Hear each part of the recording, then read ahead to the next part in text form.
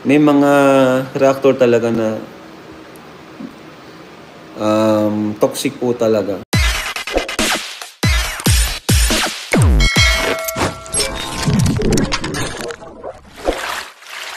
Okay guys, isang mapagpalang umaga, tanghali, gabi po sa inyo lahat. Sana po ang lahat ay nasa mabuting kalagayan at ligtas sa anumang kapahamakan. Sana po kayo dako ng mundo naroon. Ako po muli ang iyong likod, Maestro 21 TV. At sa ating video ngayong araw na ito mga kalingap, tayo muli po ay magbibigay ng ating komento, kuro-kuro, opinion at reaction po tungkol nga po dito sa naging latest na live na pahayag ni Kalingap Rab sa kanya pong naging live.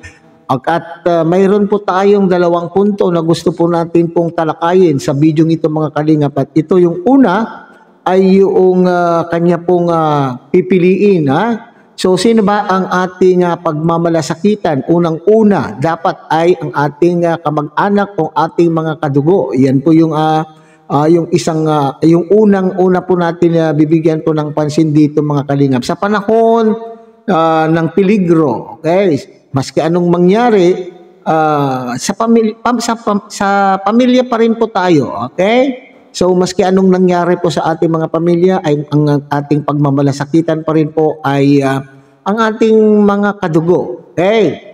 At yung pangalawang punto nga po rito mga Kalingap ay itong sinasabi na dito po sa loob ng Kalingap ay maraming mga toxic na toxic po na reactor. Totoo kaya yan mga Kalingap? May mga toxic bang mga reactor at talaga naman pong sila po yung mapanira. Sila na daw pa. Itong mga reactors na ito ay imbes na sila po yung nakakatulong para maiangat ang mga channel o maiangat ang mga views ng ating mga Kalingap partners, bakit sila na po yung nagiging toxic? Ayon po yan kay Kalingap Rab at ayon na rin po sa mga ilan po nating mga viewers. Sinasagot lamang po ni Kalingap Rab yung ang mga ibinibigay po na komento ng kanya pong mga commentators sa kanya pong naging live. So yan po yung paksa po ng ating video ngayong araw na ito mga Kalingap. So bago po yan, tayo muna po ay magbibigay po guys sa ama at founder po ng Kalingap, Kuya Bal Santos Matubang. At tangkilikin po natin Ate Edna Vlog, Kalingap Rab, Kalingap Dan. At muli, kung bagong dating lang po kayo sa munting channel na ito, sana po ay inyo rin pong tangkilikin sa pamamagitan po ng pagbibigay niyo po ng like, share, and subscribe. At tuloy pindutin na rin po ang notification bell at nang sa ganon, tayo pa rin po ay magkita-kita at magsama-sama sa susunod pa pong mga reaction videos na ating gagawin. Likewise, may galog shout out sa ating mga kasamahan po dyan sa Karepa, Kalingap Reactor Partners. Sa pamumuno po yan ng ating Presidente, Javier De Leon, aka Birador. Okay. Alright. So, bago po tayo magpatuloy, mga Kalingap, siyempre, meron po tayong video clip na ipapanood po sa inyo upang sa gano'n naman po ay ito ang magsilbing resibo kung ano po yung sinasabi po ni Kalingap Rab na siyang paksa po ng ating video ngayong araw na ito. So, tunghayan natin mga Kalingap ang naturang video clip. Bakit mga reactor, bakit mga reactor bilis niya pagsabihan pero si Box hirap na hirap kayo? Siyempre, ano ko yan kumbaga kadugo ko po yan, tito ko po yan, bakit ko ano yun ang kadugo ko? Siyempre, tito ko po yun. Saka ano bang ginawang masama po ni Kuya Brooks? Sige nga, anong ginawa niyang masama? Siyempre, kung mapipilian ako, piliin ko yung tito ko. Kasi tito ko po yan, kadugo ko po yan. Pati si Dan. Diba? Wala naman sila ginagawang masama Sinasagot niya lang yung mga... Sa totoo lang, yung ibang reactor talaga yung sumisira.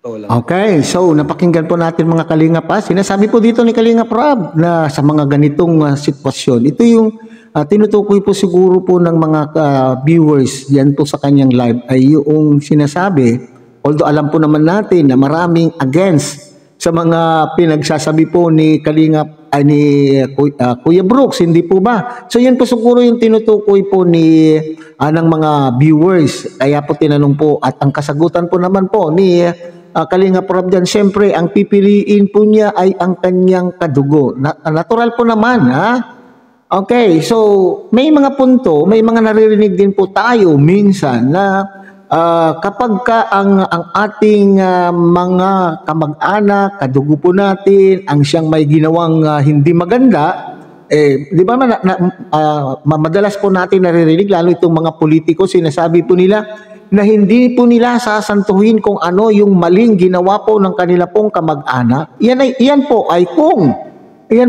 mayroong pagkakamaling nagawa ng iyong kamag-anak. So ito yung sasang-ayunan mo or mamalasakitan mo yung kamag-anak mo, pero siyempre ang hindi mo sasang-ayunan yung maling ginawa po ng iyong kamag-anak. So dito, kaya po sinasabi po ni Kalinga Prab na pipiliin po niya yung kanyang kamag-anak dahil sa paniwala po niya, ayon po doon sa pananalita po ni Kalinga Prab dito, ang sa pagkakaintindi ko mga Kalingap, ay naniniwala po siya na wala naman po yung ginagawa po ang kanyang tito o kaya si Kuya Brooks. Maski din naman po itong si Kalingap Dan, wala naman daw pong ginagawa. So ibig sabihin, yung mga pinagsasabi ni Kuya Brooks na ikinagagalit ng marami nating mga Kalingap supporters ay yun ay bilang pagdepensa. Bilang pagdepensa po sa kanyang sarili. At doon naman po kay Kalingap Dan, nakapag-sorry na po, nakahingi na po ng paumanhin. Ano pa ba ang gusto po natin? Alam ko, sinasabi po ninyo, nababasa ko itong mga supporters na ito, na nasaktan po sila sa pangyayari. Pero ano na ang ating magagawa? Ano na yung ating magagawa? Nandyan na, nag-sorry na. Ano pa ang gusto po ninyong mangyari? At nung una, sinasabi po ninyo, wala naman kayong gustong mangyari kundi umamin itong isa. O ngayon, umamin na, humingi ng paumanhin. Ano pa ang gusto po niyong gawin? Okay, so dito, ang blood is thicker than water. Sinasabi po dito mga Kalingap po ni Kalinga Prab. Dahil sinasabi rin kasi yung nagkomento dito, kaya niya sinagot, bakit daw ang bilis-bilis gumawa po ng Kalingap ng kanila pong ang kanilang anong tawag po diyan, action. Ang bilis-bilis umaksyon po ng pamunuan ng Kalingap when it comes po sa mga reactors. Bakit itong si Kalingap bakit itong si Kuya Brooks ay hindi mabigyan ng aksyon? Sabi ko nga kanina mga Kalingap, ang tinutulig sa po dito yung maling gawain. Pero dito sa puntong ito, sinasabi po ni Kalinga Prab, naniniwala siya na walang nagawang masama ang kanyang pong tito. At ganoon din po si Kalingap Dan.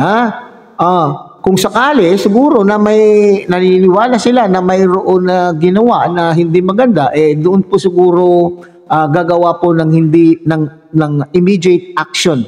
Kung ano man po yung action na gagawin po ng mag-anak po nila. Natural po, ang kanila pong kadugo po, ang kanila pong pagmamalasakitan po dito. Hindi po ba?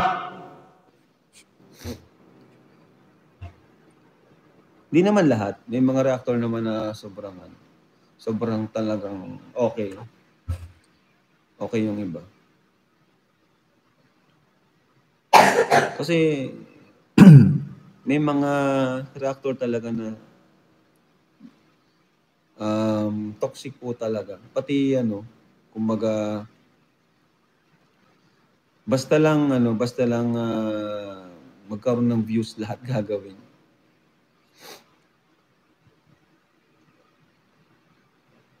Pati Kalingap Angels ginagawa ng issue. Tama, blood is thicker than water. Po, sinong syempre normal 'yun kahit sino naman siguro, 'di ba? Family is family, yan ang pipiliin natin. Lalo na sobrang close na, malapit sa akin yan sila Dan saka si Tito Brooks. Bata pa lang ako, inampun ako niyan, nagbakasyon ako sa kanila, sila yung nag-alaga sa akin sa Manila.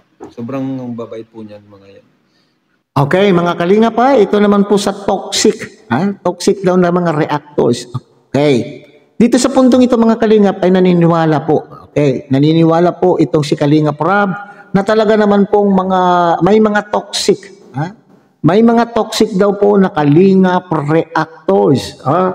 Pero take note, sabi po niya ay hindi naman po lahat. Mayroon naman din daw pong mga kalingap reactors na maayos. Ano nga ba ang ibig sabihin pag sinabi nating toxic na yung reactor? Ayon po sa pananaw po ni Kalingap Rab, kapag tinutuligsa na lahat, tinutuligsa na lahat po yung maski Kalingap Angels, tinutuligsa na po ang mga pamunuan po ng Kalingap, ibig sabihin yung loyalty po ng reactor na ito ay wala na po doon sa grupo na kinabibilangan po niya, di po ba? Iyan po yung pagkakaintindi ko sa sinasabi po nilang toxic. Ibig sabihin, kumakalaban na po, kumakalaban na po itong si reactor doon sa grupo na kinabibilangan niya, kung saan po ay siya po naman ay may nakukuhang benepisyo. Ano po yung nakukuhang benepisyo? Di ba nga naging reactor po sila ng Kalingap upang mapalago ang kanila pong mga channel, upang sa ganon ay dumami ang magiging views po nila, dumami ang supporters, dadami ang kanila pong views, at nang sa ganon sila po ay kumita. Yun po yung benepisyo na nakukuha po ng isang Kalingap reactor. Aminin man po nila o hindi, pero yun po yung aking pananaw. Pero bakit nagiging toxic? Kung itong mga reactor na ito na sinasabing toxic, kung hindi na po sila masaya, bago po sila tumuligsa, bago po nila kalabanin ang grupo na kanila pong kinabibilangan, sa aking palagay ay mas mabuting lumabas muna po sila sa sistema, lumabas po muna sila sa community, at pagka nakalabas na po sila, doon na po sila gumawa ng panunuligsa, o doon na po sila mag-air ng kanila pong sentimiento doon sa community na dati po nilang kinabibilangan, kasi it is not proper, it is not good na ikaw ay nasa loob pa, ay ikaw mismo na natagaloob ang siyang sisira po doon sa grupo po na iyo pong kinabibilangan, hindi po ba? So yun po yung sinasabi po ni Kalingap Rab, na ultimo daw pong mga Kalingap Angels ay dapat po ay inaalagahan, pinoproteksyonan, binibigyan po ng issue ng mga reactors. Sino kaya ito mga reactors na ito, mga Kalingap? Meron ba kayong mga kilalang mga reactors na ito na talaga naman kung walang ginawa kundi tuligsahin ang pamunuan ng grupo na kanila pong kinabibilangan? O baka naman po sila po ay hindi naman po sila siguro bumabanat, lumalaban, tumutuligsa, kundi baka naman po yung tinutuligsa po nila yung mali na kanila pong nakikita, o yung pinupuna po nila. Halimbawa, kung Kalingap Angel, pinupuna po nila yung mali na nakikita po nila sa Kalingap Angels, o kung Kalingap Charity Vlogger Partner po ang tinutuligsa, maaari naman pong baka mayroon pong dapat punain ng reactor. Yun po yung aking nakikita po dyan. Kung mayroon po kayong kakilalang reactor na ganito po, napaka ano yun sa amin, kay Papa saka sa akin, kumbaga yung respeto niya sa amin. Sana maayos sa Kalingap ang mga reactor. Lalo na po yung mga fake reactor, I mean fake na tawag yan, yung hindi naman talaga loyal sa atin, kumbaga nandyan lang para may content sila, may view sila, pero inaano tayo sa tinitira tayo sa ano natin behind our back, di ba? Kumbaga may mga masabi sa atin patalikod, kunwari loyal, kunwari Kalingap, pero binabash pala tayo sa pag-ibang kausap. Nako. So ito yung comment ng isang viewer, sabi po, sana maalis na daw po yung mga toxic na reactor. Ano po yung pahayag po dito ni Kalingap Rab, mga Kalingap? Siya po ay sumasang-ayon. Sumasang-ayon po itong si Kalingap Rab. Lalo na daw po yung mga nagpapanggap na mga loyal, na handang ipaglaban daw po ang Kalingap, pero yun pala ay hindi, di po ba? Nagpapanggap na mga loyalista ng Kalingap, pero hindi naman po pala talaga sila mga loyal, kasi behind them ay sila po ay tumutulig siya, sila po ay bumabanat, sila po ay lumalaban. Grafo nyo sumisira sa inyo. Ano nga po eh. Hindi naman po lahat, pero yung iba talaga, may mga ano talaga, mangilan-ngilan. Pati mga anti-Kalingap, gamit nila Kalingap for the... Tama mo? Sobrang bait ng Kalingap, pati yung mga anti-Kalingap, ginagamit tayo. Diba guys? Hindi nila tayo maiwan-iwan. Kung talagang ayaw nila sa atin, huwag na tayong pakialaman. Hindi tayo maiwan-iwan nila, guys. Ibig sabihin, mahal din nila ang Kalingap. Hindi nila mahal, Kalingap Rob. Hindi nila po mahal siguro ang Kalingap. Kaya po siguro ay nandyan po yung mga anti-Kalingap, parating nagmamasid. Kasi tinitignan po nila ng bawat galaw po ng mga taga-Kalingap. At yung pong mali ang kanila pong nakikita. Yung hina-highlight po nila dito ng mga anti-Kalingap ay yung pagkakamali. Parati silang nakahandang magsabi o tumingin kung ano yung pagkakamali, at yun po yung kanila pong hina-highlight sa kanila pong mga upload, sa kanila pong mga live, upang sa ganun ay tulig sa ang Kalingap. Sa palagay ko hindi nila mahal, bukod pa doon sa punto na siyempre kapag Kalingap po ang kanila pong tinutulisa, ay sila din po ay nagkakaroon po ng views, nagkakaroon po ng revenue. Pati mga anti-Kalingap, love tayo eh. Kasi di nila tayo maiwan eh. Palagi tayong nasa isip nila. Di ba? Kasi palagi tayong nasa isip nila kasi gumagawa sila ng content patungkol sa atin.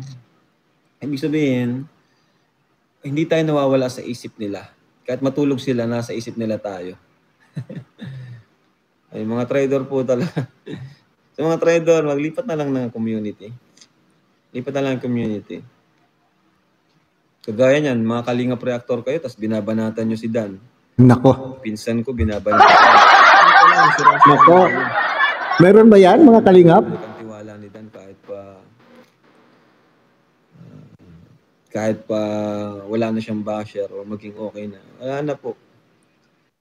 Okay, so yan mga Kalingap. Naku, patay tayo dyan mga Kalingap So mayroon ba talagang sinasabing traitor sa Kalingap? Sa inyong palagay, naniniwala ba kayo mga Kalingap na mayroon pong traitor sa mga reactor? Ibig sabihin po yung traitor ay yung issue ngayon may issue po tungkol po dyan Ito daw po yung mga bumabanat, na ultimo po kay Kalingap Dan ay bumabanat, hindi lamang po kay Kalingap Dan, syempre sa kanila pong mag-ama at sa kanya kay Ate Edna Vlog. Okay, siguro mayroon po kayong nasa isipan kung sino itong traitor, pero sa palagay ko ay mahirap po yan na patunayan.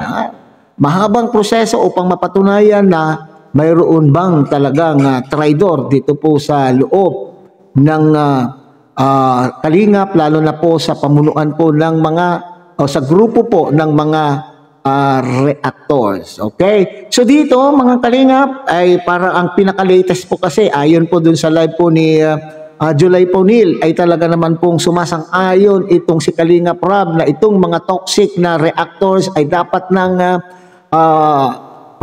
palayasin, alisin dito sa loob, dito po sa Kalingap. Ito na rin din po yung parang ito na rin po yung sinasabi po ni Kalingap Rob na sana mawala rin. Mawala po yung mga toxic talaga. Kasi sila daw po yung nangungunang sumisira. Although doon sa sumunod ng pahayag po dito rin po sa live na ito mga Kalingap, ay sinasabi naman din po niya na kung ano po yung advantage at disadvantage kapag mayroon pong reactors. Ayon po sa kanya, ay pwede naman daw po kakayanin po ng Kalingap. Kakayanin po ng Kalingap na wala pong mga reactors. Pero sabi po niya, ay mas masaya. Mas masaya pa rin daw naman kung mayroon pong mga reactors. Okay. Wag lang siguro yung sisirain yung buong kalingap. So, oo nga naman, nakakadagdag po. Ang mga reactors, pagka ganito po ng mga issue, ay nakakadagdag po ng kasiyahan. Alam po naman natin na marami sa ating mga viewers, gusto po yung maritisan. Gusto po yung mga banatan na mga issue, di po ba? Iyan po yun. So, kaya sinasabi po siguro ni Kalingap Rob, mga Kalingap, na masaya rin kapag mayroon pong mga reactors. Pero kung ito po ang ikasisira po ng buong Kalingap, at ito po ang ito po ay nagdadala or ito po ay nagaano ng kaguluhan, okay, ay siguro mas mabuti na wala na lang pong reactor kung sakasakali, hindi po ba? Okay, so yan po ang pahayag po ni Kalingap Rob tungkol po doon sa